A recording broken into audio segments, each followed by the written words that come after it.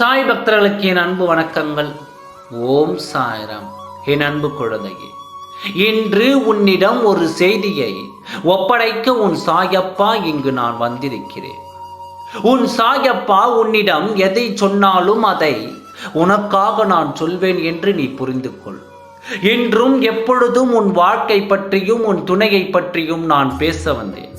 எப்பொழுதும் உன் துணையை பற்றி நான் பேசுகிறேன் என்றால் ஒன்றை நீ புரிந்து கொள். உன் வாழ்க்கையில் நீ மிகவும் விரும்புவது உன் துணையை மட்டும்தான். எது இல்லாவிட்டாலும் என் துணையோடு நான் இணைந்திருந்தாலே நான் மிகவும் மகிழ்ச்சி அடைவேன் என்று மனதார நீ சொல்லும் வார்த்தையை எத்தனையோ முறை நான் கேட்டு இருக்கிறேன். அதனால் தான் உன் துணையை பற்றி எது நடந்தாலும் என் குழந்தையிடம் நான் ஒப்படைக்க நான் ஓடோடி வந்து கொண்டிருக்கிறேன். இந்த நேரத்திலும் உன் துணைப்படும் பாட்டையும் உன் துணை எங்கு எந்த பிடியில் இருக்கிறார் என்பதை பற்றியும் உன்னிடம் கூற வந்திருக்கிறேன் குழந்தையே. இன்று கூட இப்பொழுது கூட இந்த நிலையில் நீ தவித்துக் கொண்டிருக்கிறாய் அல்லவா? இதற்கு காரணமான இந்த நிலையில் உன் மனம் பாடாய்பட்டு கொண்டு இருக்கும் இந்த வேளையில் உன் துணையின் மனம் அப்படித்தானே இருக்க வேண்டும். வேண்டுமானால் சூழ்நிலைகள் மாறலாம்.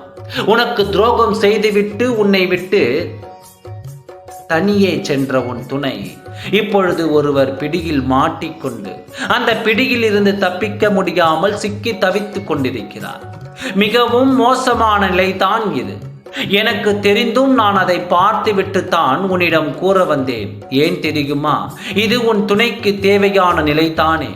யாரையும் நம்பி யார் சொல்லும் வார்த்தைகளை கேட்டு உன்னை தன்னந்தனியே விட்டு விட்டு அவர்கள் பின்னால் சென்றார்கள் அல்லவா? இப்பொழுது அவர்கள் படும் பாட்டில் மாட்டிக்கொண்டு எப்படி வெளிவருவது என்று தெரியாமல் சிக்கி திணறிக் கொண்டிருக்கிறார். அவர் பிடியில் விட்டு வெளியே வர முடியாமல் தவித்து வருகிறார். இப்பொழுது இந்த நிலையில் தான் தன் வாழ்க்கையை திரும்பி பார்த்தார். தான் செய்த செயலும் எத்தனை பெரிய தவறு என்று உணர்ந்து கண்ணீர் விட்டார். இப்பொழுது புரிந்து கொண்டார். தன் தவறை எப்பொழுது உன்னை காண்பேன், எப்பொழுதும் உன்னிடம் மன்னிப்பு கேட்பேன் என்று தவித்து கொண்டு வருகிறார். நிம்மதியான வாழ்க்கை இல்லாமலும் நிம்மதியான வாழ்க்கை தகுந்த பாசமும் அன்பும் இல்லாமல் நீ இல்லாமல் தவித்து நிற்கும் உன் துணை இப்பொழுது உன்னை தேட ஆரம்பித்து விட்டது. எனவே மனம் கலங்காமல் தைரியத்தோடு இரு. உன் வாழ்க்கையை யாராலும் தட்டி பறிக்க முடியாது. உன் சாயப்பா உன்னுடன் இருக்கும் பொழுது எதற்காகவும் மனம் கலங்காதே. உன் சாயப்பா இருக்க பயமே. ஓம் சாய்ராம். நன்றி, வணக்கம்.